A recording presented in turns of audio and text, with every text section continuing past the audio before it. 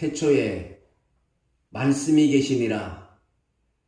이 말씀이 하나님과 함께 계셨으니 이 말씀은 곧 하나님이시니라. 아멘.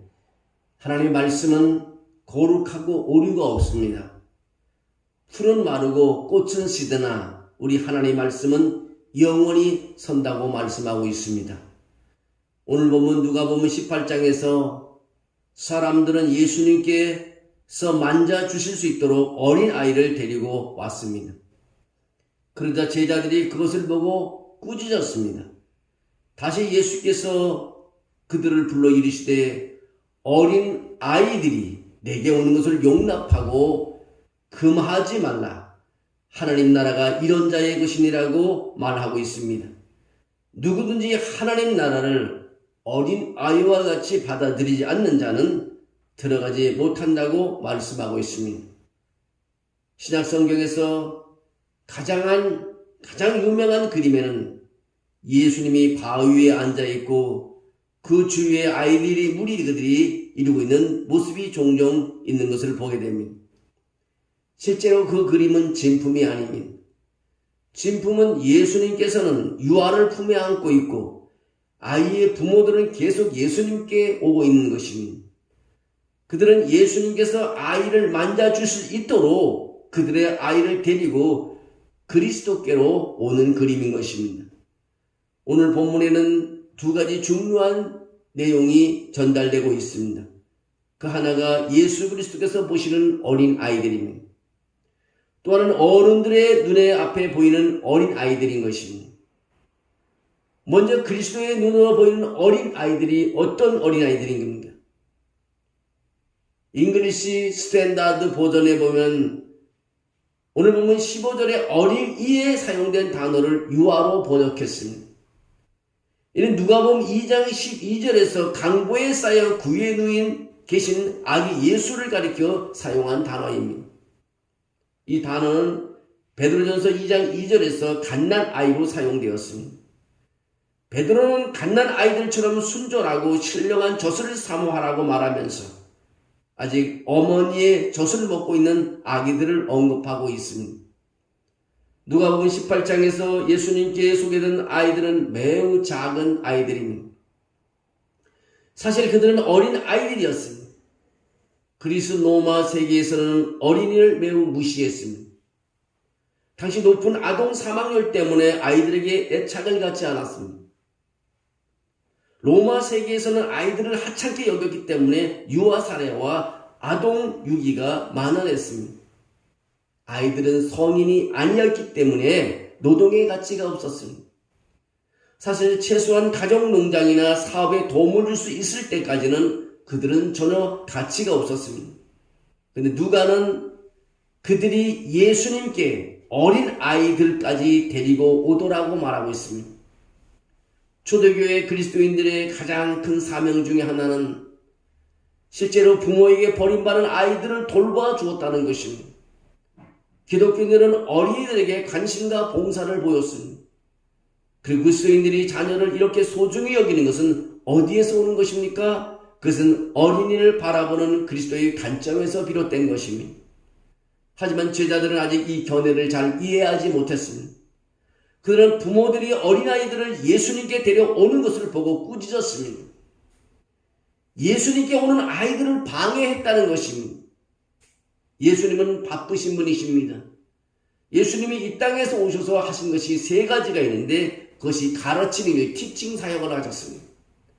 또 병 고치는 일, 힐링 사역을 하셨습니다. 전도 사역을 하시는 일, 프리칭 사역을 하셨습니다. 그러기에 예수님은 너무 바쁘신 분이셨습니다. 그분은 사람에게 손을 얹고 축복하시지만 주로 병든 자와 죽은 자에게 손을 얹고 기도하셨습니다. 그래서 건강한 아이들에게 손을 얹고 축복해 주실 시간이 없었습니다. 그래서 제자들이 그들을 꾸짖었다는 것입니다. 그러다 예수님께서 제자들을 다시 꾸짖으십니다. 결코 작은 책망이 아니었습니다. 마가는 자신의 복음에서 이 이야기를 전달할 때 예수께서 불쾌하사라고 말합니다. 예수님은 제자들이 어린이들을 가까이 오지 못하게 하는 것에 분노하셨다는 것입니다. 왜요? 그에게는 모든 사람이 중요하기 때문인 것입니다. 나이나 지위에 관계없이 그는 어린이들을 소중히 여기고 사랑하며 그들을 축복했습니다. 마가는 그의 복음서에서 우리에게 좀 더 자세한 정보를 주고 있습니다. 그는 예수님께서 어린아이들을 팔로 안으시고 그들에게 손을 얹어 축복하셨다고 말하고 있습니다. 야곱이 에브라임과 므낫세를 축복한 창세기 48장을 기억나게 합니다. 야곱은 손자들을 머리 위에 손을 얹고 축복했습니다. 창세기 27장에서 이삭이 야곱을 축복할 때도 안수했습니다. 제사장이나 윗사람이 손이 얹고 기도하는 것은 축복이 전달되는 의미인 것입니다. 마가는 기록하고 있습니다. 예수님이 어린 아이들을 데려다가 그의 품에 안으셨다고 했습니다. 그분은 한 팔로 그들을 껴안으시고 다른 손으로 그를 머리에 손을 얹으시고 그들을 위해 기도하고 축복했다고 했습니다. 그분은 바쁜 사역 속에서도 시간을 내어 어린이들을 축복하는 것을 최우선 과제로 삼았습니다. 제가 해외에서 사역할 때 교회에서 아이들과 함께 동물원에 갔습니다. 그 동물원에 흥미진진한 캥거루 전시회가 있었습니다. 실제로 손으로 싸듬을 수 있는 아기 캥거루가 있었습니다. 우리는 줄을 서서 기다렸습니다. 아기 캥거루가 있는 맨 앞에 도착할 때까지 가는 1시간 이상을 허비했습니다. 교회 아이들이 할 수 있는 일은 이 부드러운 아기 캥거루를 만지게 될 것이라는 기대감 때문이었습니다. 근데 줄 맨 앞에 도착하니 아기 캥거루를 만지기 위해서는 5세 미만이어야 한다는 팻말이 있었습니다. 키도 제한되어 있었습니다. 바로 이 아기 캥거루가 놀라지 않게 만지기 위해서 큰 아이들은 안 된다는 것입니다. 5세가 넘은 아이들은 입장이 금지되었고 반나절 동안 너무 아쉬워하며 눈물을 흘리는 것을 보았습니다.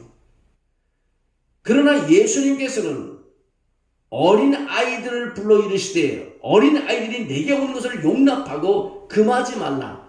하나님 나라가 이런 자의 것이라고 말했습니다. 여기는 장벽이 없습니다. 연령이나 키에 대한 제한이 없습니다. 예수님께서는 아기 캥거루보다 더 접근하기 쉬운 분이십니다. 왜냐하면 그분은 우리 가운데 가장 작은 어린아이도 사랑하고 환영하기 때문인 것입니다. 하나님 나라가 이런 아이들의 것이라는 것입니다. 여러분 실수하지 마십시오. 제자들은 이것을 인식하지 못했습니다. 예수님은 항상 아이들을 환영했다는 것입니다. 여러분 성경을 읽어보면 구약성경 요엘서 2장에 보면 요엘 선지자는 하나님 백성들에게 다가올 주님의 날을 경고하고 민족적인 회개와 믿음을 촉구했습니다. 그분은 그들을 명하시면서 이렇게 말합니다. 시온에서 나팔을 불라 금식을 선포하라. 성회를 소집하라. 사람들을 모아라. 예배자들을 부르고 있으니 나팔을 불면 백성들이 모여야 합니다. 그들은 이유 없이 변명 없이 하나님 앞에 모여야 하는 것입니다. 여러분 누가 모입니까? 어른들만 모입니까? 남자들만 모입니까? 오늘 성경이 말하는 장로들만 모입니까? 아닙니다. 오늘 16절은 이렇게 말하고 있습니다. 회중을 거룩하게 하라. 장로들을 모으고 신랑과 신부를 부르라고 말하고 있습니다. 아이들과 젖먹이들을 모으라고 말하고 있습니다. 여러분 결혼한 신부와 신랑도 부르라고 말합니다. 여기에 아이들과 젖먹이들을 모으라고 했습니다. 어린이와 젖먹이를 포함해서 하나님 모든 언약 백성은 하나님 앞에 모여야 한다는 것입니다. 다시 말하면 하나님은 젖먹는 어린아이도 포함시키고 있습니다. 이스라엘 역사의 가장 중요한 순간인 여러분 절기를 생각해 보십시오. 옛 언약하에서 예배의 절정 중 하나인 유월절을 지키는 동안 모세는 자녀들의 참여를 기대했습니다. 그리고 자녀들이 이 예배가 무슨 뜻이에요? 이 제사가 무슨 뜻이냐고 물으면 너희는 이르기를 이는 여호와의 유월절 제사라. 여호와께서 애굽 사람을 치실 때의 죽음의 사자들은 애굽에 있는 이스라엘 자손의 집을 넘어서 우리 집을 구원하였다라고 하라고 말하고 있습니다. 우리는 무교절과 칠칠절을 지킬 때도 같은 그림을 봅니다. 하나님께서는 너희가 내 앞에 모일 때 너희 자녀도 포함시키라고 거듭 말씀하고 있습니다. 그들을 가까이 데려오라고 말하고 있습니다. 그러면 그들도 축복을 받게 될 것이라고 말하고 있습니다. 어린이들은 언제나 언약 공동체의 일원이었습니다. 어른들과 마찬가지로 하나님 축복을 받을 대상이라는 것입니다. 그들은 마치 그들이 더 나은 지위를 가지고 있는 것처럼 제외되지를 않았습니다. 하나님의 백성이 시작된 이래로 언약 공동체는 언제나 신자들과 그 자녀들로 구성되었습니다. 하나님께서 아브라함에게 말씀하신 대로 내가 내 언약을 나와 너와 내 대대 후손 사이에 세워서 영원한 언약을 삼고 너와 내 후손의 하나님이 되리라고 창세기 17장 7절에 말하고 있습니다. 이 약속은 마치 리본처럼 성경 전체를 관통하여 이어져 있습니다. 이것이 뭡니까? 하나님의 은혜인 것입니다. 이스라엘의 어린이들은 언약 공동체의 표와 도장인 할례를 받았습니다. 그들은 언약의 식사에 참여하고 언약의 예배에 참여했습니다. 그들은 언약 공동체의 구성원으로서 하나님 앞에서 그 공동체의 삶에 참여함으로 축복을 받았습니다. 예수 그리스도께서는 여기서 새로운 일을 하고 계시지 않습니다. 아이들은 우리 신앙 공동체의 일부인 것입니다. 그들은 하나님께 가까이 나와 그분의 축복과 은혜를 받도록 허락받았습니다. 우리가 아이들이 오는 것을 방해한다면 우리는 어리석은 사람이 될 것이고 무지한 사람이 될 것이고 불순종한 사람이 될 것이고 해를 끼치는 사람이 될 것입니다. 아담이 선악을 알게 하는 나무의 열매를 먹기로 선택되었을 때 모든 인류는 그 안에 그와 함께 그 죄에 빠졌습니다. 이 세상에 태어난 사람은 누구나 죄인으로 태어나고 그 때문에 죄를 짓습니다. 그래서 하나님의 은혜가 필요하고 그리스도의 축복이 필요한 것입니다. 예수님께서는 무엇을 말씀하고 계십니까? 어린이들도 그 축복을 받을 수 있다는 사실을 강조하고 있습니다. 이것이 그가 이 본문에서 자신의 축복을 연결한 이유인 것입니다. 그분은 그들을 하나님 나라의 일원으로 축복하고 계십니다. 누가 예수 그리스도의 축복을 받을 수 있습니까? 어린이들이 축복을 받을 수 있습니다. 예수님이 대답한 모든 연령층의 사람이 그의 축복을 받을 수 있다고 말하고 있습니다. 좀 더 축복을 생각해 보겠습니다. 야곱은 태에서 선택되었고 하나님의 축복을 받았습니다. 세례요한은 태에서 성령 충만했습니다. 우리 자녀들도 아주 어릴 때부터 그리스도의 축복을 누릴 수가 있는 것입니다. 여러분, 아이들 돌잔치에 가면 제일 하이라이트가 뭡니까? 돌잡이인 것입니다. 아이가 뭐를 잡냐에 대해서 부모의 마음에 기대가 큽니다. 여러분, 하나님의 교회에 오십시오. 하나님에서 믿음의 사람들이 그 아이들을 기도해 줄 때 돌잡이에 잡는 그런 무엇보다도 더 큰 하나님의 축복을 누릴 수 있을 줄로 믿습니다. 여러분, 누구나 그리스도에 나올 수 있습니다. 그분은 우리에게 오라고 부르십니다. 여러분, 그리스도에게 나오십시오. 예수님께서는 오라고 말씀하십니다. 그 아이들을 소중히 여기십니다. 그래서 스스로 오던가 누군가 데려오지 않으면 그들의 임재나 그들의 축복을 받지 못합니다. 우리의 책임이 무엇입니까? 우리의 자녀들을 그리스도께로 데려와야 한다는 것입니다. 그들을 오게 하고 그들의 길을 방해하지 말아야 하는 것입니다. 오늘 본문은 부모들이 축복을 받기 위해 계속해서 정기적으로 자녀들을 그리스도 앞으로 데려오고 있습니다. 우리가 우리 자녀들을 그리스도에 데려와야 한다고 말하는 것을 무엇을 의미합니까? 그것은 우리가 그들을 구원할 수 있고 그리스도에서 그들을 축복할 수 있다는 것입니다. 구원은 뭡니까? 오직 하나님의 은혜로 말미암아 오는 것입니다. 우리는 그들이 그리스도의 안에서 성장하는 데 도움이 되는 환경을 제공해야 합니다. 우리는 본문에 나오는 부모님들처럼 계속해서 그들을 그리스도 앞으로 데려와야 합니다. 우리는 그들이 그분께 나오는 길에 어떤 장애물도 놓지 말아야 합니다. 우리는 계속해서 정기적으로 그들을 그분의 앞에 데려와 그분의 축복을 구해야 하는 것입니다. 우리는 어떻게 우리 자녀들을 그리스도 앞으로 데려올 수 있습니까? 가장 중요한 것은 우리가 그들을 위해서 기도하는 것입니다. 우리는 두 손 들어 자녀를 위해 기도해야 하는 것입니다. 오늘 여기 손자 손녀들이 왔습니다. 기도한 이가 없었다면 이런 일이 있을 수가 없는 것입니다. 우리가 자녀를 그분께 데려올 때 그분께서 우리 자녀에게 축복해 주실 것을 우리는 바라는 것입니다. 우리는 자녀들을 위해, 그들의 영혼을 위해, 그들의 경쟁을 위해, 그들의 죄와 유혹을 위해, 그들의 힘을 위해, 그들의 미래의 결혼을 위해, 그들의 친구들을 위해, 그들의 성향을 위해, 그들의 작은 생각과 마음을 위해 매일 기도해야 하는 것입니다. 결국 기도의 시간을 낭비할 수 없습니다. 여러분, 구약성경 욥기가 1장부터 42장까지 있는데요. 1장에 보면 이런 내용이 있습니다. 욥이 매일 아침 일어나서 자녀의 숫자대로, 자녀의 수대로 예배와 기도를 드렸으며 이를 계속 행했다고 기록하고 있습니다. 그것은 그의 삶의 방식이었습니다. 여러분의 매일 자녀를 위해서 구하지 않고야 기도하지 않는다면 어떻게 우리 자녀들이 매일 축복을 받을 수 있겠습니까?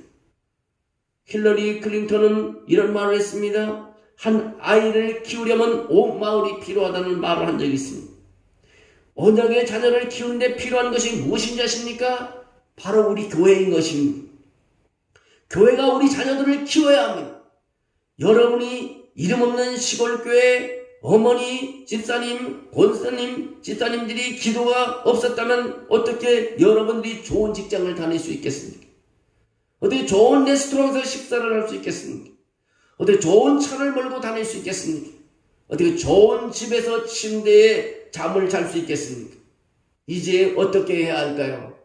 우리는 아이들이 구원의 확신을 갖고 그 믿음에서 성장할 수 있는 환경을 제공해야 합니다. 그들은 우리 교회의 일원인 것입니다. 그 아이는 우리 아이 때문에 우리는 우리 아이를 위해서 기도하며 키워나가야 하는 것입니다. 제가 유학할 때 주일이면 가족 단위로 함께 앉아서 예배하는 모습을 보고 큰 느낀 점이 있습니다. 이것이 신앙교육이구나 하는 생각을 했습니다. 제가 토론토 많은 교회를 담임할 때 장례식을 집회한 적이 있습니다. 아들이 조사를 하는데 아버지의 추억이 없어서 눈물을 흘리는 것을 보았습니다. 여러분, 자녀들과 함께 예배하는 시간이었으면 나중에 눈물을 흘리며 후회하게 될 것입니다. 자녀를 위해서 기도하지 않으면 나중에 후회하게 될 것입니다. 가장 중요한 것은 여러분의 기도가 지금 필요하다는 것입니다. 여러분이 할 수 있는 가장 좋은 방법 중에 하나는 기도하는 것입니다. 의인의 간구는 역사하는 힘이 크니라고 말하고 있습니다. 의인 한 사람의 기도가 많은 효력이 있다면 매일 12명이 기도한다면 어떻게 될까요? 기도하지 못하는 아이들, 기도를 제대로 하지 못하는 아이들, 너무 바쁘고 정신없어서 거의 기도하지 않는 10대들, 그들에게 여러분의 기도가 필요한 것입니다. 어떤 부모들은요, 저는 이 축복을 받지 못했습니다라고 합니다. 나는 매주 그들을 예배하러 데려왔습니다. 나는 그들을 위해서 매일 기도했습니다. 나는 그들에게 내 믿음을 전수하는 것을 부끄러워하지 않았습니다. 나는 그들에게 선하고 경건한 친구들을 사귀려고 노력하는 데 도움을 줬습니다. 근데 지금은 그들이 믿음에서 떠나 불신앙의 생활을 하고 있습니다. 아닙니다, 여러분. 여러분이 그들에게 하나님의 말씀을 가르치고 진리의 씨앗을 뿌렸다는 것을 여러분 생각해 보십시오. 여러분, 자녀에게 물려든 자산 어떤 보다도 여러분 자녀들과 함께 예배 드리는 거, 자녀들과 함께 성경 읽는 것, 이것은 큰 재산이 되는 것입니다. 지금 교회를 떠나 있다 하더라도, 지금 신앙을 버렸다 할지라도 하나님께서는 그 마음 속에 이미 복음의 씨앗이 심겨지고 하나님이 도와주셔서 다시 돌아올 수 있는 기회가 있다는 것입니다. 여러분, 함께 자녀들과 예배하는 추억을 가지십시오. 자녀들과 함께 기도하는 시간을 가지십시오. 자녀들과 말씀을 읽는 시간을 가지시기를 주의 이름으로 축원합니다. 말씀과 기도는 하나님의 은혜의 주된 수단인 것입니다.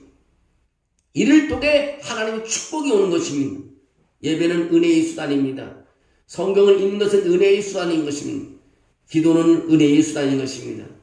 우리 자녀들을 공예배로 인도해 주십시오. 우리가 예배하러 오면 그리스도의 기쁨과 평안과 사랑과 소망을 얻게 되는 것입니다. 우리는 그분의 용서하시는 은혜에 대한 확신을 가지게 되는 것입니다. 여러분, 우리는 예배 가운데 11조도 하고 감사헌금도 바칩니다. 우린 찬양과 감사도 합니다. 우리는 하나님께 기도를 드립니다. 예배에서 일어난 이런 거룩하고 주권적인 우주의 하나님께서 그의 말씀과 성령으로 여러분과 나 사이에 큰 역사를 일으키는 것입니다. 우리가 그분께 가까이 다가가는 것처럼 그분도 우리에게 가까이 다가오고 계십니다. 진짜로 그분의 임재가 우리 안에 있는 것입니다. 교회는 예배에 어린이들이 참여하도록 유익을 얻습니다. 때로는 아이들이 시끄럽거나 너무 주의 산만하게 한다 할지라도 하나님께서는 그 아이들이 교회 와서 예배드리기를 원하는 것입니다. 여러분, 교회에 울음이 없다면 교회가 어떻게 되는 것입니까? 교회에 기도 소리가 없다면 교회는 어떻게 되는 것입니까? 어린아이들의 울음소리는요, 열린 지옥의 문을 닫아버린다는 말이 있습니다. 가끔씩 부모를 떠나와서 아이들이 기도하기 시작할 때요, 큰 힘을 얻습니다. 어린아이의 작은 입으로 하나님을 찬양하는 모습을 볼 때마다 너무 감동이 됩니다. 이것이 바로 하나님의 축복이라고 생각합니다. 예배 시간에 큰 소리로 아멘을 외치는 것은요, 우리의 영혼이 뛰고 흥분이 되는 것입니다. 여러분, 또 하나는 어른들의 눈에 비친 어린 아이들인 것입니다. 이것이 예수님의 마지막 요점인 것입니다. 그분은 어린이들을 축복하시며 하나님의 나라가 이런 자의 것이라고 말씀하고 있습니다. 진실로 너희에게 이르노니 누구든지 하나님 나라를 어린아이와 같이 받아들이지 않는 자는 들어가지 못한다고 했습니다. 예수 그리스도의 눈에 어린이는 하나님을 예배하는데 방해되는 존재가 아니라 모범이 되는 존재인 것입니다. 우리가 배울 수 있도록 우리 앞에는 끊임없이 아이들이 필요합니다. 우리가 그리스도의 눈에서 어린아이의 가치를 볼 때 그분은 어린아이가 우리 눈앞에 모델로 삼는 가치를 설정하게 됩니다. 예수님께서는 우리가 무엇에 주목하기를 바라십니까? 이 작은 삶을 우리가 배워야 할 것으로 만드는 것은 무엇입니까? 그것들을 표시하는 것은 무엇입니까? 마태복음 18장 4절에 말합니다. 예수님께서는 어린아이를 불러 제자들 가운데 세우시며 이렇게 말씀하십니다. 누구든지 이 어린아이와 같이 자기를 낮추는 사람이 천국에서 큰 자라고 말씀하고 계십니다. 예수님은 어린아이가 부모에게 의존하는 것처럼 우리도 신뢰를 가지고 믿음으로 하나님 아버지를 바라보아야 할 것입니다. 그것이 왕국을 받는 유일한 길이기 때문입니다.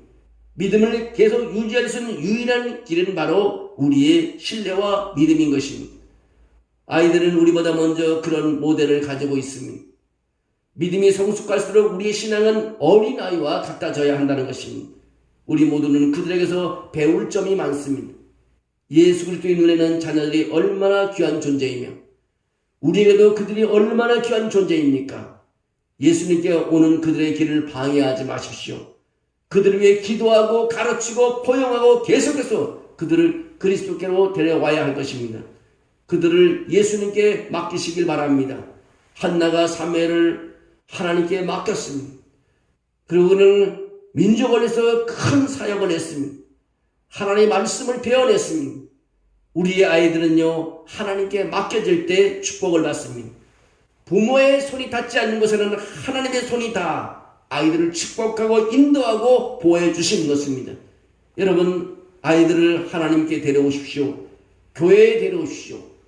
그리고 기도함으로 그들이 하늘나라를 차지하는, 천국을 차지하는 아이들이 되도록 도와주시기를 바랍니다. 우리 어린이주일, 여러분 어린이를 생각하며 자녀를 생각하며 모두가 우리의 교회의 일원이라는 것을 잊지 않으시기를 주의 이름으로 축원합니다. 아멘.